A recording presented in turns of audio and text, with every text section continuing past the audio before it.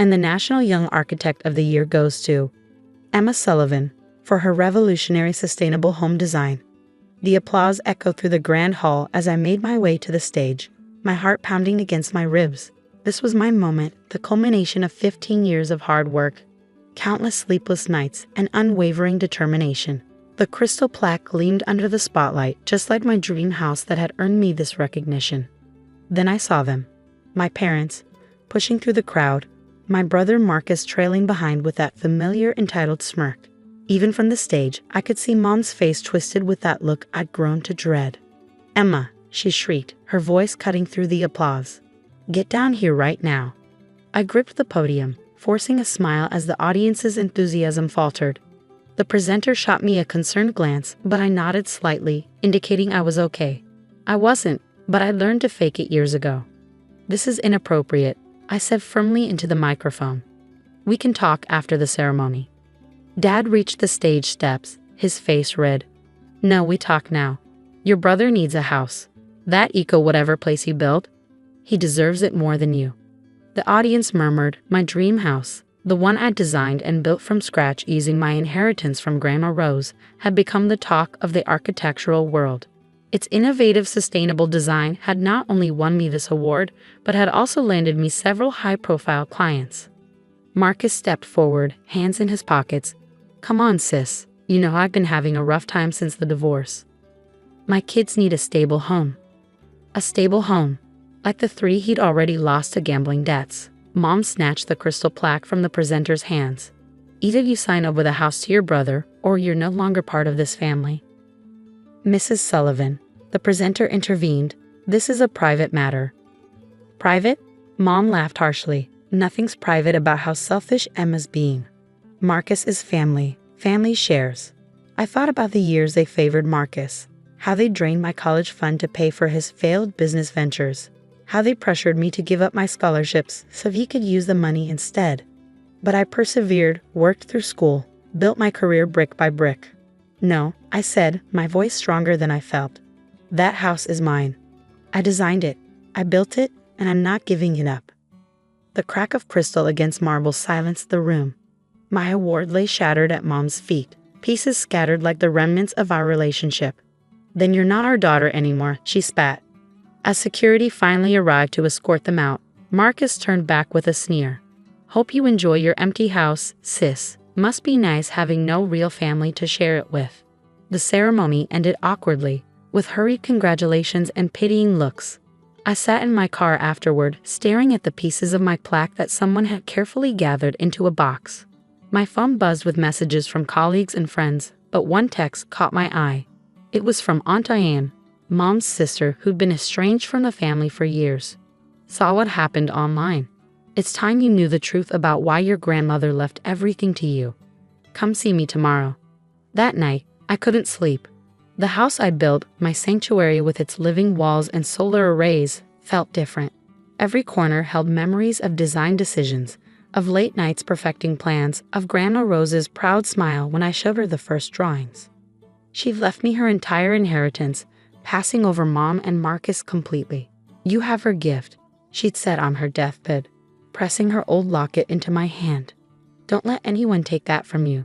I'd never opened the locket, respecting her wish to wait for the right time. Now, holding it under my desk lamp, my hands trembled as the clasp finally gave way. Inside wasn't a photo as I'd expected, but a tiny key and a folded note. "Blood isn't always thicker than water. When they show their true colors, visit Diane. She has the test results." Test results? My phone buzzed again. Another text from Aunt Diane. "Bring a locket. Your grandmother knew this day would come." I clutched the key, my mind racing. What test results? Why had Grandma Rose been so insistent about the inheritance going only to me? And why did she want me to wait until my family showed their true colors? Tomorrow's meeting with Aunt Diane would change everything. I just didn't know how much. Aunt Diane's cottage sat on the outskirts of town, its garden wild and untamed, the complete opposite of my parents' meticulously manicured lawn. I'd only been here once, years ago, before Mom banned all contact with her unstable sister. She opened the door before I could knock, her gray hair wild around her face, her eyes. So much like Grandma Rose's, sharp and knowing. You look exactly like her, she said, pulling me into a fierce hug. Come in. We have much to discuss.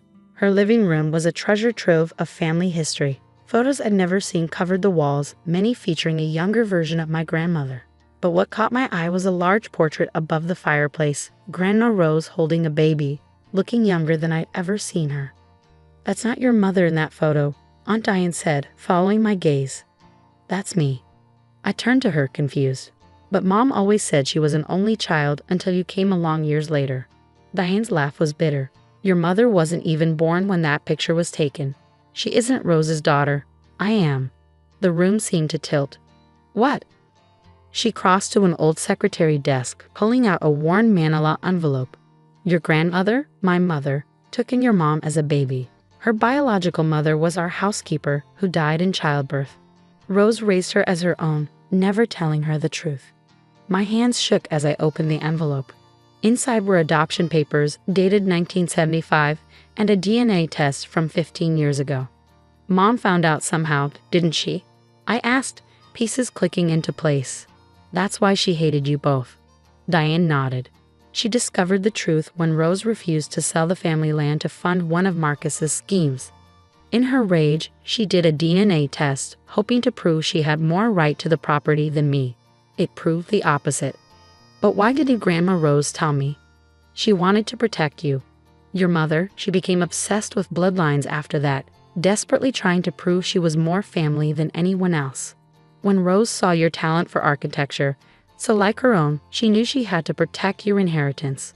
I pulled out the key from the locket. And this? Diane smiled. That opens Rose's old studio, the one your mother could never get into. It's still there, behind her house. Everything she ever designed, every award she won. They're all waiting for you. Mom always said that studio was just a storage room, I whispered. She sold Grandma's house last year to pay off Marcus's debts. No, she didn't. Diane's smile grew wider. She tried, but couldn't. Rose put the house in a trust. It passes directly to you, but only after your mother showed her true colors. The DNA test was just insurance, proof that she had no legal claim. I sank into a chair, overwhelmed. All these years, the favoritism, the demands, the way they treated me. Were your mother's desperate attempts to prove she belonged, Diane finished. And Marcus? He's just like her, feeling entitled to everything without working for anything. My phone buzzed. Another text from Mom. If you're with that woman, don't bother coming home. Either sign over your house or you're dead to us. I showed it to Diane, who shook her head sadly. Rose knew this would happen. That's why she set everything up the way she did.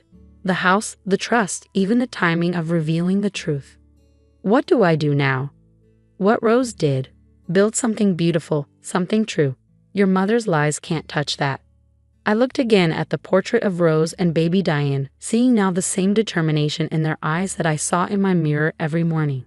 Blood might not have connected me to my grandmother, but something stronger did.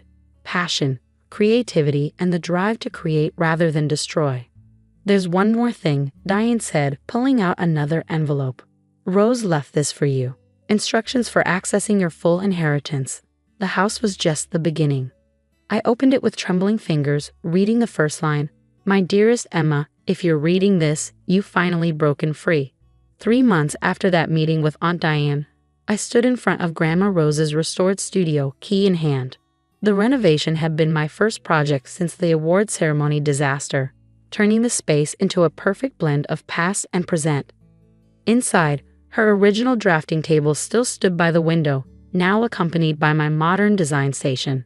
Her awards, rescued from boxes in Diane's attic, lined the walls alongside my shattered plaque, which I had restored and encased in glass.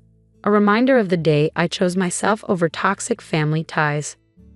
My phone buzzed. A text from Marcus. Mom's in the hospital. Stressed, she says, your fault. Least you could do is sell that house and help with the bills. I set the phone down without replying. The last 3 months had taught me about boundaries, about choosing which bridges to burn and which to strengthen. The full inheritance had been staggering, not just money, but an entire architectural legacy. Grandma Rose had owned 3 sustainable development companies under different names, all now mine. The dream house I built, It sat on just one corner of a vast property she'd been quietly purchasing for years, all protected in the trust. Still settling in, Aunt Diane's voice came from the doorway. She'd become a constant presence in my life, filling the void with genuine support instead of manipulation. Just finished installing the last pieces, I smiled, gesturing to the wall of blueprints. Rose's and mine intermingled, showing how our designs had followed similar paths despite decades between them. She would have loved this, Diane said, running her hand along the drafting table, especially knowing her legacy survived despite your mother's best efforts to erase it. A car door slammed outside. Through the window, I saw Mom marching up the path, Marcus trailing behind her. Despite the no trespassing orders, they still tried these surprise visits. "Ready?" Diane asked, knowing our rehearsed routine.